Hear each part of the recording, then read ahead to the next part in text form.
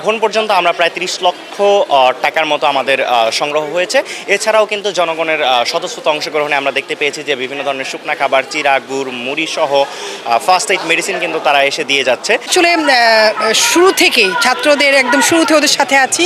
আমি একজন মা, তো আমি যেহেতু শুরু থেকে আছি, আমি আজকে ফার্স্ট এটা নিয়ে আসছি এবং আমি আলহামদুলিল্লাহ শেষ পর্যন্ত থাকতে চাই ওদের সাথে। আমি কিছু অর্থ সাহায্য দিব, ওনারা প্রয়োজন মতো সেটা কিনে নেবেন বা বলার জন্য অর্থ, নগদ অর্থের প্রয়োজন আছে সেটা দেবেন।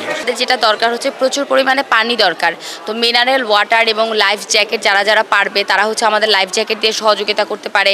চিনি এবং গুড় এই জিনিসটা আমাদের প্রয়োজন, এই জিনিসগুলো একটু দিয়ে আমাদের সহযোগিতা করতে পারে। এখন পর্যন্ত আমরা প্রায় ৩০ লক্ষ টাকার মতো আমাদের সংগ্রহ হয়েছে। এছাড়াও কিন্তু জনগণের স্বতঃস্ফূর্ত অংশগ্রহণে আমরা দেখতে পেয়েছি যে বিভিন্ন ধরনের শুকনা খাবার, চিরা, গুড়, মুড়ি সহ ফার্স্ট এইড মেডিসিন কিন্তু তারা এসে দিয়ে যাচ্ছে। এছাড়াও আমরাও কিন্তু আমাদের যে টাকাগুলো রয়েছে সেই টাকাগুলো দিয়ে আমরা পানি, স্যালাইন, নারীদের জন্য তাদের যে প্রয়োজনীয় চিকিৎসা সামগ্রী হয় সেগুলো আমরা কেনার চেষ্টা করছি। এবং আমরা কিন্তু গতকালই আমাদের বেশ কিছু টিম কিন্তু বাংলাদেশের বিভিন্ন বন্যার্ত এলাকায় চলে গেছে এবং তাদের সহযোগিতা করছে। এছাড়াও কিন্তু আমাদের রেস্কিউ টিম রয়েছে, রেস্কিউ টিম ফেনীতে রয়েছে, তারা কিন্তু রেস্কিউ কার্যক্রম পরিচালনা করছে। আমরা হচ্ছে গতকালও কিন্তু প্রায় 10টি ট্রাক মানে দেশের বিভিন্ন বন্যার্ত অঞ্চলগুলোতে কিন্তু আমরা পাঠিয়েছি। আমরা হচ্ছে কুমিল্লার আখাউড়াতে পাঠিয়েছি, নাঙ্গলকোটের দিকে পাঠিয়েছি, ফেনীতে পাঠিয়েছি।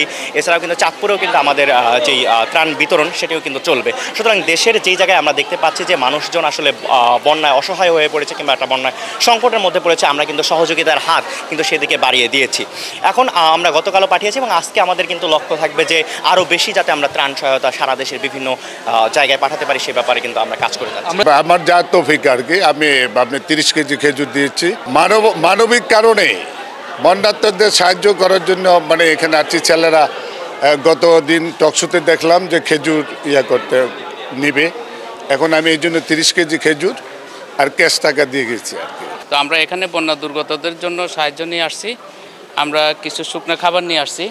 এই আমাদের যে এলামনাই অ্যাসোসিয়েশন আছে তাদেরই কন্ট্রিবিউশনে আমরা এখানে এই বৈষম্য বিরোধী আন্দোলনের ছাত্রদের যে কর্মসূচি, এই কর্মসূচিতে একাত্মতা ঘোষণা করে আমরা আমাদের অবস্থান থেকে কন্ট্রিবিউশনটুকু অ্যাড করলাম, যাতে করে বন্যার্ত মানুষগুলো উপকৃত হয়। আর আমার বাড়িও ফেনীতে, আমি আমার বাড়ির ফ্যামিলির লোকজনের খোঁজ খবর পাচ্ছে না, সে বুধবার বিকাল 7টার পর থেকে আর যোগাযোগ করা যাচ্ছে না।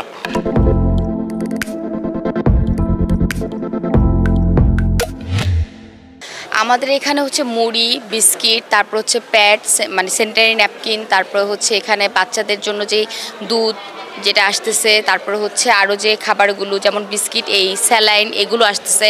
তো পর্যাপ্ত পরিমাণে আমাদের যেটা দরকার হচ্ছে প্রচুর পরিমাণে পানি দরকার, তো মিনারেল ওয়াটার এবং লাইফ জ্যাকেট যারা পারবে তারা হচ্ছে আমাদের লাইফ জ্যাকেট দিয়ে সহযোগিতা করতে পারে।